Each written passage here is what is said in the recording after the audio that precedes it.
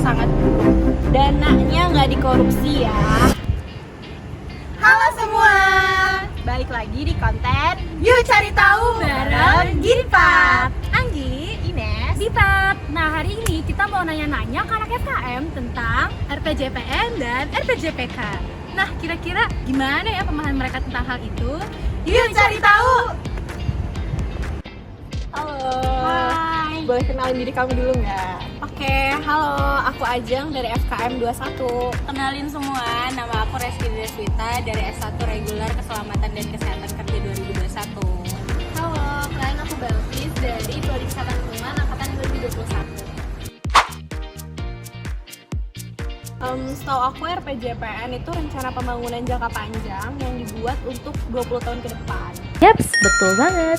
Jadi, berdasarkan Undang-Undang Nomor 17 Tahun 2007 tentang Rencana Pembangunan Jangka Panjang Nasional tahun 2005 sampai 2025, RPJP Nasional merupakan dokumen perencanaan pembangunan nasional untuk periode 20 tahun yang terhitung sejak tahun 2005 sampai dengan tahun 2025.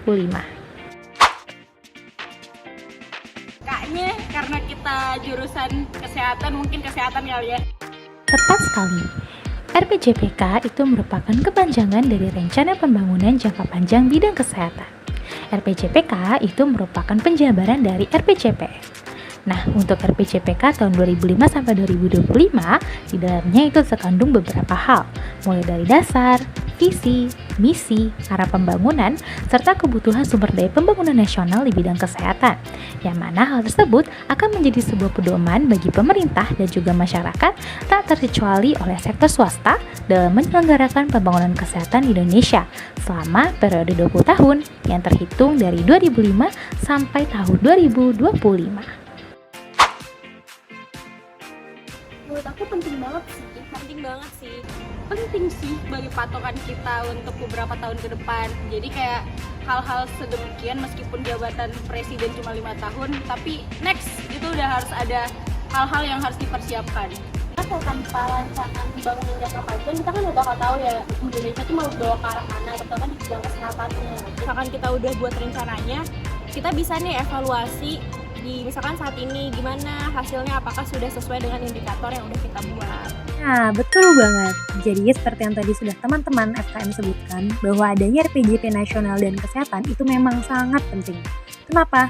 Karena RPJP nasional ditetapkan dengan maksud memberikan arah sekaligus menjadi acuan bagi seluruh komponen bangsa Indonesia, baik itu pemerintah, masyarakat, dan juga dunia usaha dalam mewujudkan cita-cita dan tujuan nasional yang sesuai dengan visi, misi, dan arah pembangunan yang telah disepakati bersama. Sehingga seluruh upaya yang dilakukan oleh pelaku pembangunan bersifat sinergis, koordinatif, dan saling melengkapi satu dengan yang lainnya. Adapun rencana pembangunan jangka panjang tahun 2005 hingga 2025 memiliki tujuan Indonesia Sehat 2025. Dalam tujuan ini, lingkungan strategis pembangunan kesehatan yang diharapkan yaitu lingkungan yang mendukung kesehatan fisik, mental, sosial, yang bebas dari ancaman budaya, sosial, dan juga polusi. Aku pernah baca sih buat yang stunting ya, karena kan itu topik yang menarik banget, dan menurut aku itu sudah sangat baik karena di tahun 2001 ke tahun 2022 ini stunting udah turun 3% dan itu sangat-sangat kemajuan. Menurut aku tuh masih sangat buruk. Kenapa buruk? Jujur sekelas orang-orang kayak kita nih, masih banyak orang-orang yang nggak mau masuk ke pelosok-pelosok daerah. Yang namanya kesehatan bukan cuma orang-orang dan masyarakat kota doang yang kena masalah penyakit, tapi orang-orang yang nggak pernah bersentuhan dengan hal-hal medis pun tetap kena juga kan, terutama buat teman-teman kita yang di daerah-daerah sana. Nah, jadi sebenarnya Indonesia sendiri kan udah punya target sasaran ya, di tahun 2024 itu angka stunting jadi 14%. Nah, kalau menurut Ajeng sendiri, kira-kira udah visible dan bisa dicapai nggak di Indonesia? Menurut aku sebenarnya bisa, karena sebenarnya rencana yang udah dibuat sama Indonesia itu udah sangat bagus. Cuma tinggal dieksekusinya aja sih, karena biasanya eksekusinya tuh nggak sesuai sama apa yang sudah direncanakan. Dan yang paling penting sih semoga dananya nggak dikorupsi ya. Waduh, menurut aku agak-agak susah sih kalau untuk sekarang ya. Karena jujur, jangankan untuk dalam bidang kesehatan pun, dalam pasokan makanan masih banyak teman-teman kita di daerah-daerah tuh masih belum terpenuhi untuk gizi. Kalau misalnya untuk pencegahan stunting, mungkin mereka bisa, tapi kayak ya udah apa yang ada di daerah kita itulah yang kita konsumsi dan sehari-harinya kita ya kayak gitu. Nah, memang benar. Berdasarkan hasil Survei Status Gizi Indonesia atau SSGI tahun 2022, prevalensi stunting di Indonesia turun dari 24,4% pada tahun 2021 menjadi 21,6% pada tahun 2022. Adapun angka stunting di Indonesia secara konsisten telah menurun sejak 2013 yang berada pada 37,2% dan kemudian kembali menurun tiap tahunnya hingga berhasil menyentuh angka 21,6% pada tahun 2022. Ini merupakan penurunan terbesar dengan prevalensi terendah dalam satu dekade terakhir. Namun, memang yang patut diperhatikan adalah adanya kesenjangan angka stunting di tiap daerah di Indonesia. Ketimpangan ini menunjukkan bahwa penanganan stunting masih belum merata dan menyeluruh. Salah satunya dapat kita lihat melalui ketimpangan tenaga kesehatan di tiap daerah. Kita bisa ambil contoh dari rasio dokter dengan jumlah penduduk di tiap-tiap pulau.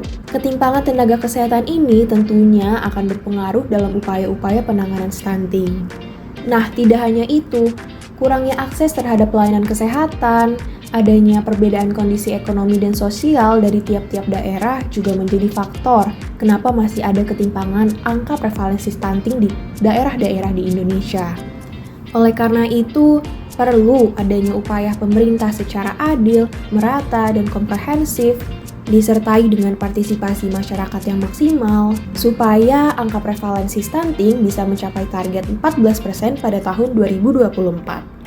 Jadi, menurut kalian, pembangunan kesehatan di Indonesia, terutama dalam penanganan stunting, apakah sudah masuk ke kategori baik atau masih buruk? Kalau harapannya semoga mungkin bisa lebih baik lagi dan semoga apa yang tercapai bisa tercapai ke depannya. Kalau harapan aku, semoga pembangunan Indonesia ke depannya, terutama pembangunan di kesehatan itu bisa berjalan dengan baik. Karena menurut aku juga kalau misalkan pembangunan nasional di bidang kesehatan sudah berjalan dengan baik, pasti pembangunan nasional secara umum tuh bisa mengikuti juga. Jadi Indonesia bisa lebih maju ke depannya. Aku harap buat teman-teman semua yang jauh lebih beruntung dibanding teman-teman kita yang ada di daerah mau untuk berpartisipasi dan mau bekerja untuk teman-teman kita yang ada di daerah-daerah. Betul banget, itu guys, itu adalah tugas kita semua supaya pembangunan kesehatan ini bisa adil dan merata di Indonesia ke depannya.